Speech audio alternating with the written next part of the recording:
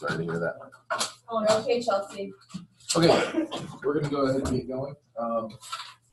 So today we're gonna discuss the research paper. Perfect.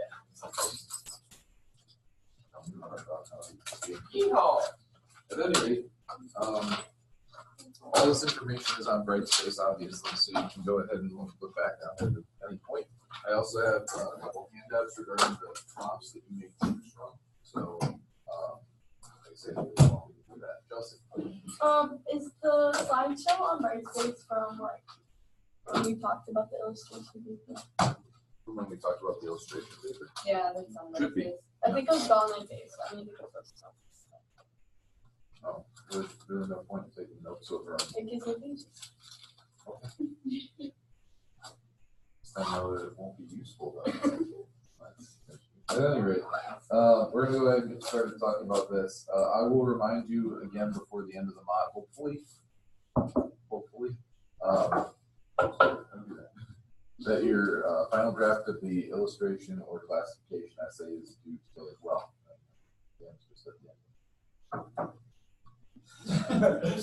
All weird. Okay, I'm going to start with the first entry under the research paper, and that's this one, these prompts.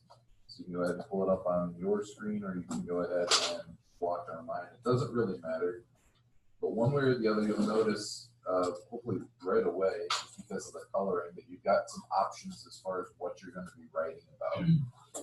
Rather than having me read 38, 40 essays over the same thing. I like a little bit of variety, and hopefully you like the option of being able to choose as well. So, at any rate, number one, it says charities. And I'll point out before we get into this, this isn't just a research paper. It's a compare and contrast research paper. And we'll get into the organization a little bit as we go along, but does anybody remember the last time you wrote a compare and contrast paper? Yeah. Over the books. Over books? Yeah, wasn't it? Which books? I did something else too, didn't we? Well, No. hold on, which books are you talking about? Yeah. You remember? The Lord of the Flies. So sophomore year? Yeah. Yeah, I I remember remember last year. I Yeah, we remember. wrote. Raisin in the Sun and Yeah. Mice and Men. Yep. And then Chelsea says she thinks she remembers one from college prep now. Yeah, Oh, we I did that think we too. did one. I think it's short though, wasn't it? Yeah, probably short. I don't remember. At any rate, you kind of remember that hopefully compare and contrast papers aren't just there to go ahead and say some things have stuff in common and some things don't. You want to try and prove more of a point than that. So that's kind of why I'm giving you three more, I'd say, directed prompts. Oh, didn't everyone do them on like colleges? Some people did it on college. That's like a. That was one of the options I gave you. So option one says charities. It might be a little hard to read, so I'll just read it to you. It says purpose. You're part of a committee that gives grants to organizations. This year, your committee will award $2 million to the charity that is the most worthy in your estimation. 2 charities have submitted a request for the grant. It is your responsibility to research the 2 charities and prepare a compare and contrast research paper that shows which charity should get the money. You may pick any 2 charities you want. However, they should have some commonalities or it'll be impossible to compare them at all. So if you're taking a look at like Habitat for Humanity, for example, which builds homes for people who maybe are less fortunate, and then you're taking a look at the National Wildlife Foundation and their charity. I mean, they're both charities, but they don't have anything in common necessarily. They're not working for the same sort of purpose. So you'd have to do a little bit of research, see which charities are out there that would be similar to the ones you might be considering. You'll need at least one form of either primary research or a scholarly article on the subject. If it's possible to email, phone, or talk to someone connected to the charity, that's primary research, by the way, that would be A+. And I know, like, Habitat for Humanity has built homes in Kelmer. They've built homes in Spillville. You know, they've built homes around the area. So there are definitely people involved that you can go ahead and talk to. That would be a great source of primary research. What's a scholarly article? Smart people. Smart article by smart people. Article by smart people. Do we have to? Sorry, what? Okay. For more of a reputable website. Credible. Well, I mean, they can still be opinion based, but maybe they're more. maybe it's a more researched opinion. Yeah, it's not just like, here, I'm gonna go ahead and throw my opinion out there and not have anything to back it up. It's more along the lines of, hey, this is a problem, this is a possible solution, this is what we can do to fix it, here are my sources.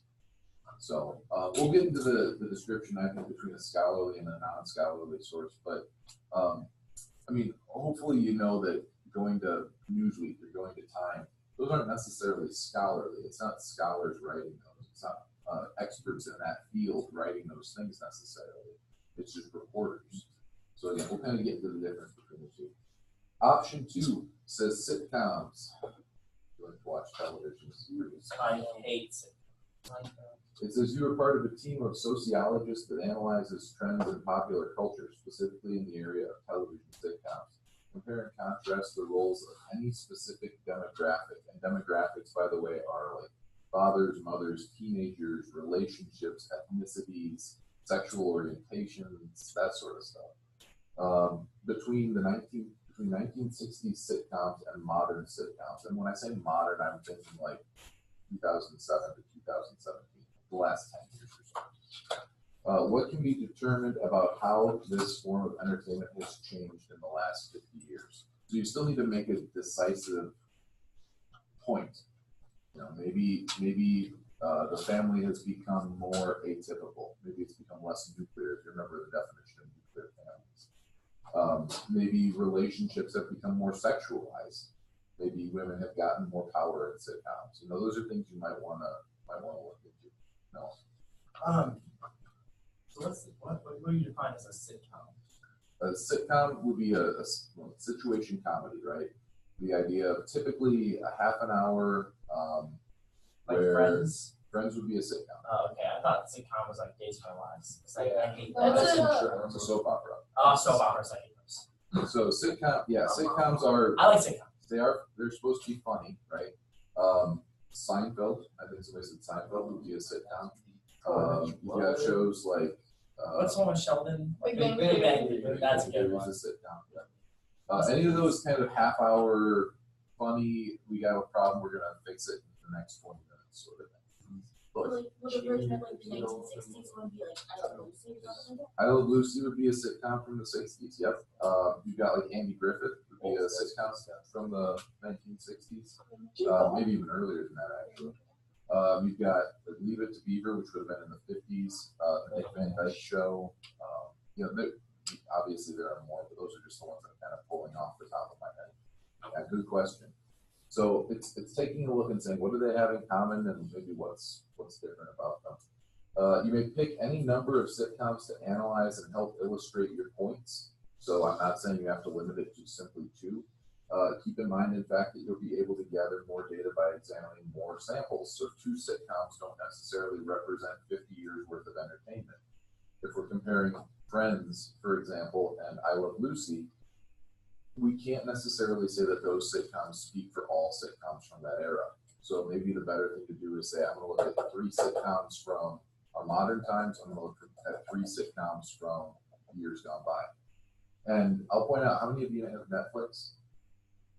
Yeah, I mean, between that and the internet in general, I think we can do quite a bit of research. You'll just want to make sure that you have access to that information if you want to go ahead and actually watch those episodes. Otherwise, you don't have to watch the episodes. You could simply go ahead and read about them. That would be fine, but it might be a little bit different. It says, as we go on, there should be some commonalities between the shows you study, or it will be impossible to compare them at all. So kind of like Noah was saying, I'm going to take sitcoms for soap operas for just a minute. They're a completely different genre of television. You know, so comparing let's say General Hospital to The Simpsons, for example. Yeah, both have characters, both have conflicts, both have relationships, but that doesn't really teach me anything. I have to kind of make a declarative statement about, you know, both have traumatic relationships that, you know, teach us through trauma, like how to adapt or something like that. So, and it says at least one form of either primary research or scholarly article on the subject is required. Keep in mind, you know, you might be thinking, well, nobody writes scholarly stuff about the Big Bang Theory. You're probably right. but they do write scholarly articles about communications, about entertainment, about pop culture, in other areas. So it might be worth looking at and seeing what you can dig up. And then finally, number 3, it says education. You are part of a state organization that assesses the rigor, relevance, and effectiveness of high school and college education programs. A prospective college student has recently asked for your input regarding the effectiveness of online courses as compared to traditional brick and mortar classes. It's your responsibility to research the 2 educational opportunities and their respective advantages and disadvantages, and prepare, compare, and contrast research paper that shows which method of delivery offers the best experience for the student. I'll point out, I think this was one of the options last year in College Prep Comp. Might sound familiar, some of you might have even done it. If you did it last year, obviously you can't just recycle your research paper. So that one might be out of the running for you. It says, consider the specific aspects of both types of education. Not all online classes operate the same, as some systems offer video conferencing features and set times when the students are required to attend. Like, for example, I'm taking a class right now this semester where every Monday night from 7:30 to 9, I hop on the computer, we have class. That's the only time we have class. Otherwise, we have to go ahead and do reading outside of class or assignments outside of class. I can work ahead if I want, but every week I have to attend those classes. No. What's it about? Nothing that you'd like. Yeah. Commas? It's about commas? It's not about that. Well, then maybe I'd like it.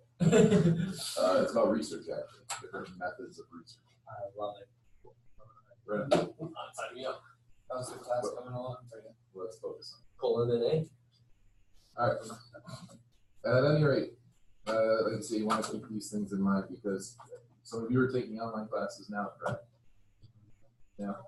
No. Have you ever taken I online? am. I think one. You might have, and I'll use Noah as an example. Noah might have like strong feelings one way or the other about pre-employment based on how it's going. I would just have everybody keep in mind that your personal biases should hopefully be backed up by fact one way or the other, I can be primary source for something if you really like that. and not only that, but you should maybe consider the opposition too. If this is your first online class and you've only done traditional education, be aware of the fact that any frustration might be from the fact that this is completely different. So, at any rate. You have to be able to research the different formats of information, so as to be sure that that's possible. Keep in mind that colleges may soon be starting their semester breaks, so procuring information from a primary source, such as professors who teach these sorts of classes, may need to be done quickly. Just something to keep in mind, because you do need to have either a primary or scholarly source for this essay as well. And I'll point out, scholarly information is probably more easily findable for this topic than the others. That's just my personal experience. All right. The essay itself is 5 pages minimum of just text. That doesn't include the works cited page. But that shouldn't be too difficult, I think, simply because you've been doing 3-page papers for most of the semester. We've had a couple little breaks here and there where you've been doing like 2 1-page papers, that sort of stuff. But as far as this goes, it's our last big project. I don't think 5 pages will be too much of a stretch for you. That's just the paper itself. Before you go ahead and write the paper, you're going to write a proposal. That's what this is. It says submitted before the research paper. When you think of the word proposal, you're probably like marriage or something like that. I think it proposed. A new- Yeah, like A new the beginning. budget proposal. Right. You're not committing to that budget yet. You're going ahead and saying this is what we hope to do, and you're getting some feedback on that. Composition. What's that? There you go. Right. Proposal, proposition. Yeah, they have the same root. So in this case, your proposal is going to be a 1 to 2 page paper for me that basically says this is what I want to research. It's going to have you do a little bit of research before you actually get to the research paper. That way you know what you're talking about. That way you can kind of dig into the topic just a bit more. But it says that's going to be comprised of a paragraph or paragraphs stating your reasons for choosing this topic. Now, if you like television, if you've been raised on television, that's a reason contributing to why you select that prompt. If you've got relatives who have maybe been involved in, let's say, Habitat for Humanity, that may lead you towards the charity option. if you're taking or have taken online classes, or even just, like this class, which has like flipped elements, where there are some elements of the class that are online, you might go ahead and choose that for the education topic. So again, a paragraph or paragraphs explaining your reasoning for that choice, your background and connection with the topic, your education perhaps, stuff you've learned or even just stuff you've experienced, why you chose to investigate these particular qualities of comparison. So like those qualities of comparison mean the things that you're possibly going to be comparing. So when it comes to comparing like online classes and brick and mortar classes, you might talk about teacher interaction. Well, why are you choosing that? Maybe in the past you've learned the importance of being able to conference with a teacher when you need help. You might have learned it the hard way, but you learned it, and that's maybe a contributing factor. And then C says anything else that will illustrate your choices. So any other reasons that we might not have mentioned. The second area, again, it's paragraph or paragraph stating the topics that you intend to compare and contrast. So I'm basically going to have to ask you for a thesis statement before you go ahead and get to your actual paper. As you're thinking about this proposal, you're going to tell me, hey, these are the ideas I'm going to go track down, compare and contrast. I'm going to dive into. What do you think? Okay. And then finally, again, paragraph or paragraph stating the places where you will get information.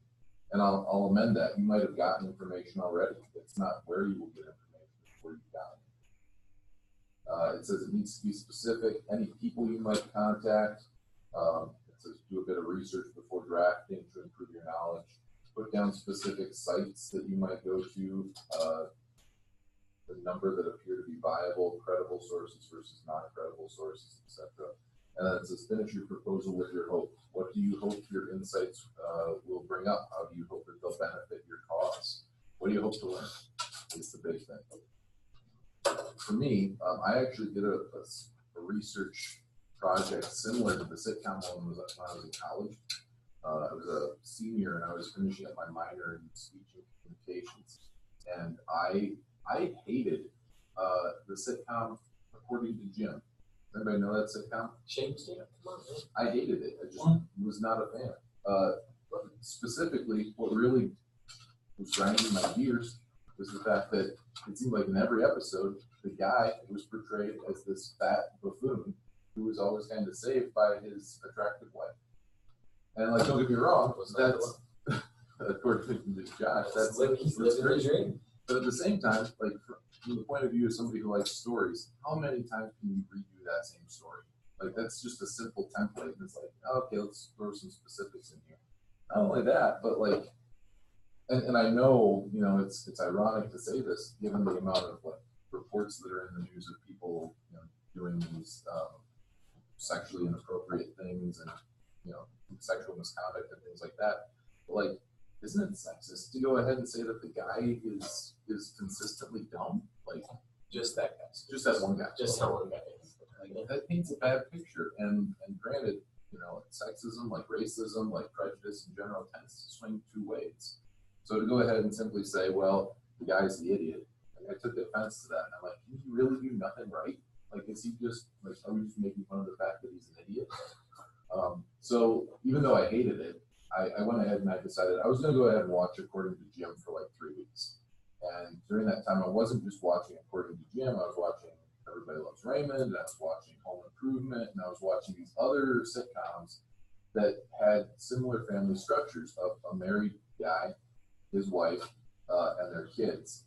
And I found a trend. It wasn't just According to Jim, it was all of these things. Where it's like, hey, it's funny that the guy's the idiot, and the guy, would do certain behaviors to go ahead and try and avoid getting in trouble, but he would always get in trouble. He would lie. Lying's not a good behavior. Why is he doing that? It would be interesting then to note, like, does he do this repeatedly? If he consistently lies and he never gets away with it, why is he doing it? How many times would the wife find out? How many times would the kids be involved? Would the kids rat out the husband? Things like that.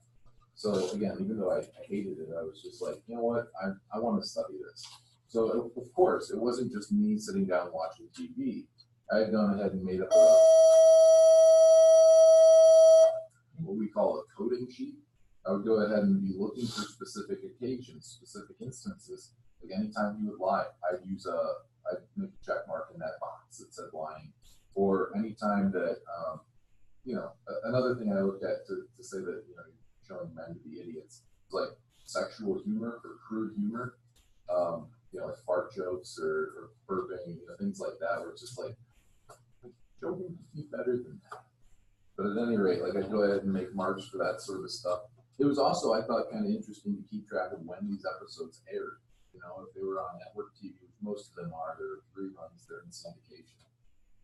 Were they airing about like 5 o'clock, 6 o'clock, 7 o'clock?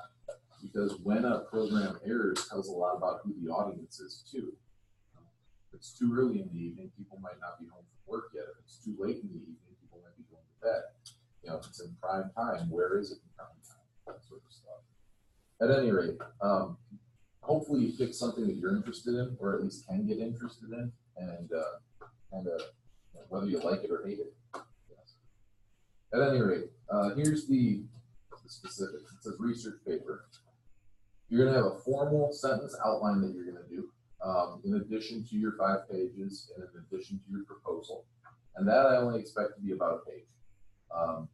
If you've taken public speaking before, it's not going to be like that. I'm not looking for that specific of an outline. I've got an example I'll walk you through here. If not today, then definitely Monday. But you'll have that 1-page sentence outline. The paper itself is going to be 5 pages minimum. And then you're going to have your works cited, which doesn't count as part of those 5 pages. The works cited is going to be an MLA format, as is the paper itself. And then you're going to have a minimum of 5 sources. Again, at least one must be either scholarly or primary. So you might want to consider planning that now. Can you have more? Absolutely. It's just that 5 is kind of the minimum.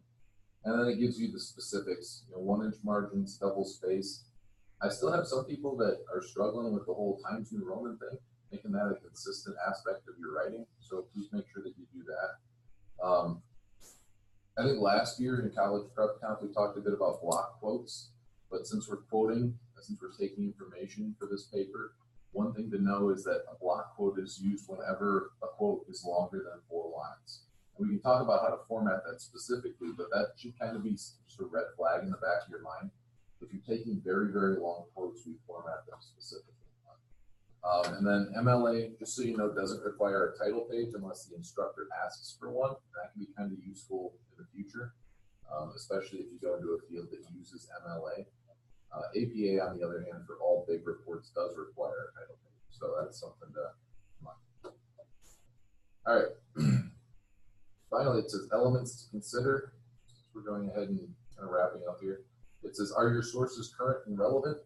Doesn't make sense to discuss topic elements that are antiquated or irrelevant. Now, of course, if you're doing a project that is part history, yeah, some of those areas are going to be older, but that doesn't mean your topic itself has to be older.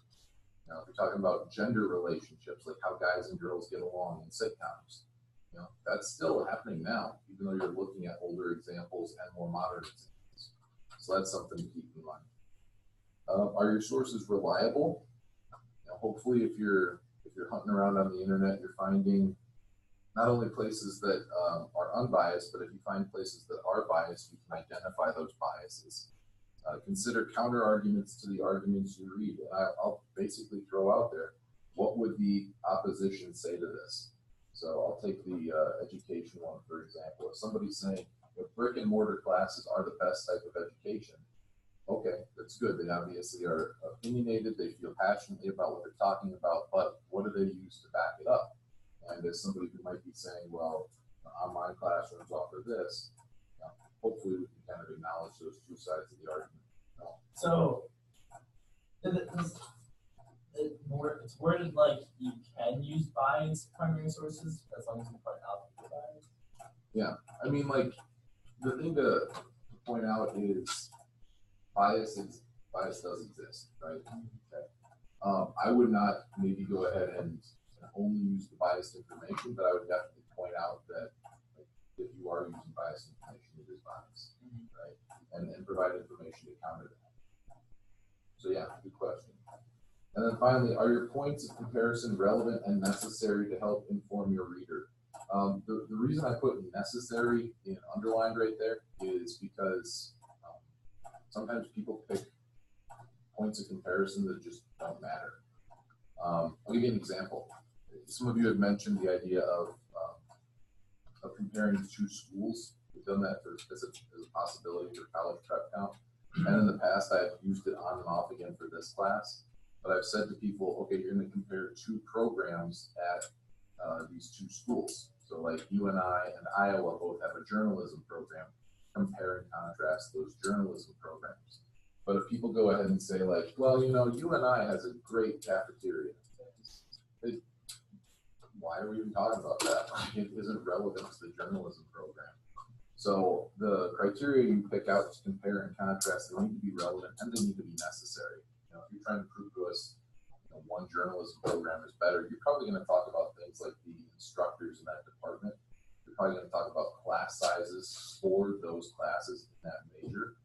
You're probably also going to talk about like internships, available. Those things are necessary. Those things are relevant. So at any rate, that's there for you.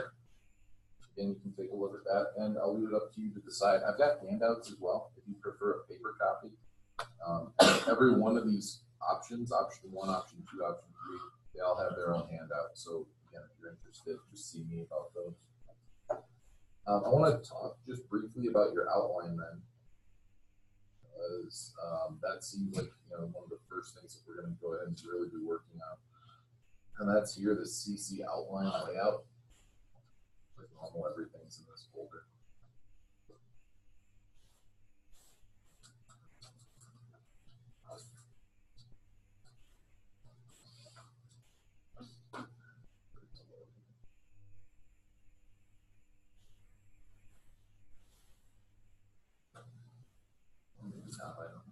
There it is.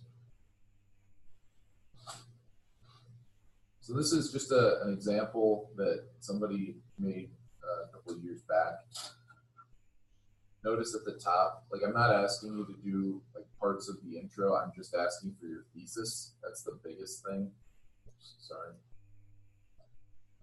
So just asking for your thesis. It says, both Habitat for Humanity and Building Homes for Heroes focus on homes for people in need. However, Habitat for Humanity is a better charity because it takes in and gives out more money, reaches more people, and provides a way to change people forever.